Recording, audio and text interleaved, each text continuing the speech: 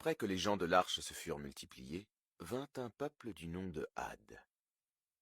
Les Had étaient constitués d'hommes grands et forts. Ils élevèrent des monuments gigantesques.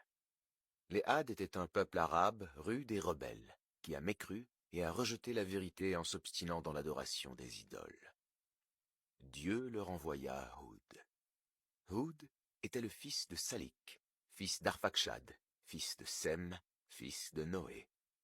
Pendant 50 ans que dura la mission de Houd, les Had ne crurent pas en Dieu et en son prophète, à l'exception d'un petit nombre.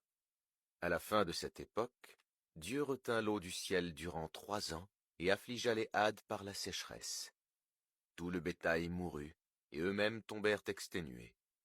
Ils décidèrent d'envoyer une délégation d'hommes à la Mecque pour invoquer et demander la pluie. Houd leur dit, « Ce que vous faites n'aura aucune utilité si auparavant vous ne croyez pas en Dieu.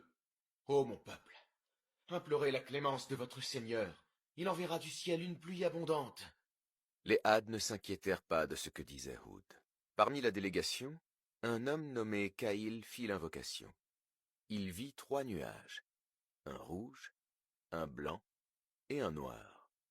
Il entendit une voix lui demander de choisir entre ces 3 nuages. Il choisit le noir, pensant qu'il amènerait plus de pluie. Ce nuage renfermait en réalité la punition divine, et Dieu envoya les anges pour le transporter vers le peuple de Had. Lorsque Caïl fut de retour, il leur raconta ce qui s'était passé, mais ceux-ci se mirent à rire et à se moquer de lui. Le nuage arriva enfin et le peuple se réjouit, pensant que c'était le signe annonciateur d'une pluie abondante.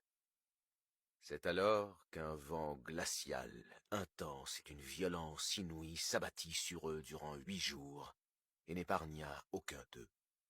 Il les suivit jusque dans les grottes et les cavernes, anéantissant leurs palais et leurs demeures. Ils prétendaient être les plus forts de toutes les créatures, mais Dieu envoya ceux qui étaient plus forts et plus puissants qu'eux. Seuls Houd et les fidèles, qui reconnurent le châtiment avant qu'ils s'abattent, furent sauvés.